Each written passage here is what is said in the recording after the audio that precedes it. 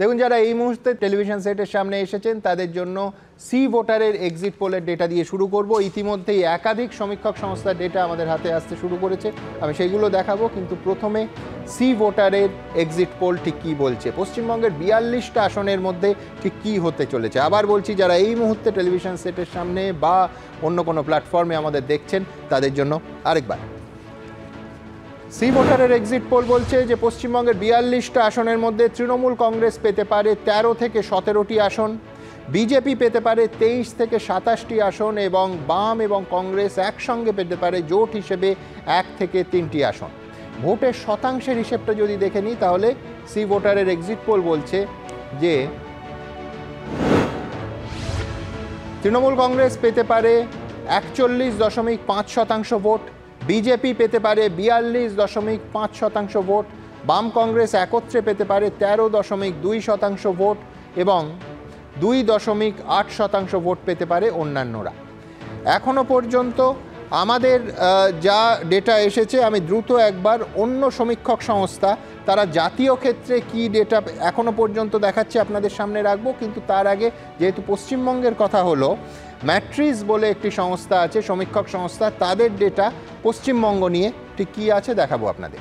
Mattress বলছে, mattress exit pole অনুযায়ী তৃণমূল কংগ্রেস পেতে পারে 16 থেকে 20টা আসন, বিজেপি পেতে পারে 21 থেকে 25টি আসন এবং অন্যান্যরা 0 থেকে 1টি আসন। আবার বলছি, এই ডেটা অনুযায়ী তৃণমূল কংগ্রেস পেতে পারে 16 থেকে 20টি আসন, বিজেপি পেতে পারে 21 থেকে 25টি আসন এবং অন্যান্যরা 0 থেকে 1টি আসন।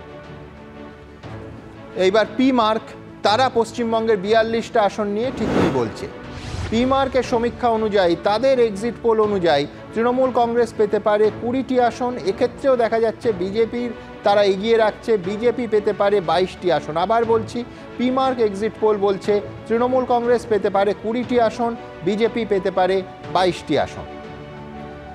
আর এইবার গোটা দেশের যে ছবিটা, সেই ছবিটা অন্যান্য সমীক্ষক সংস্থা ঠিক কী বলেছেন, কি দেখাচ্ছেন তারা, সবার দেখব। আপনারা জানেন লোকসভা কেন্দ্র 543টি, তার মধ্যে ম্যাজিক ফিগার অর্থাৎ যারা সেটা দখল করবে সরকার, তাদের হবে 272টি। নিউজ নেশন সমীক্ষক সংস্থা, নিউজ নেশন দেখাচ্ছে যে এনডিএ পেতে পারে 342 থেকে 378টি আসন, ইন্ডিয়া জোট পেতে পারে 153 থেকে 169টি আসন, অন্যান্যরা 21 থেকে 23টি আসন। এবার ম্যাট্রিসের ন্যাশনাল ফিগারটা দেখব, তারা বলছে যে 353 থেকে 368 আসন পেতে পারে এনডিএ, কংগ্রেস লেড ইন্ডিয়া পেতে পারে 118 থেকে 133টি আসন এবং অন্যান্যরা 43 থেকে 48টি আসন। জন কি বাতের সমীক্ষা বলছে, জন কি বাতের এক্সিট পোল বলছে যে বিজেপির নেতৃত্বাধীন এনডিএ জোট পেতে পারে 362 থেকে 392টি আসন, ইন্ডিয়া জোট পেতে পারে 141 থেকে 161টি আসন, অন্যান্যরা পেতে পারে 10 থেকে 20টি আসন। ডি ডায়নামিক্স তাদের এক্সিট পোল কি বলছে, ডি ডায়নামিক্স একটা ফিগার, কোনো রেঞ্জ নয়, একেবারে পরিষ্কার। পি মার্ক এবং ডি ডায়নামিক্স একটা ফিগারে ভরসা রেখেছে। ডি ডায়নামিক্স বলছে যে এনডিএ পেতে পারে 371টি আসন, ইন্ডিয়া পেতে পারে 125টি আসন, অন্যান্যরা 47টি আসন।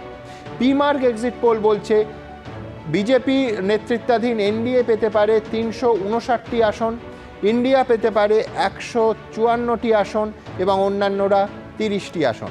100% প্রুফ বারবার হয় না, বহুবার ফেল হচ্ছে, বহুবার আবার প্রুভও হচ্ছে।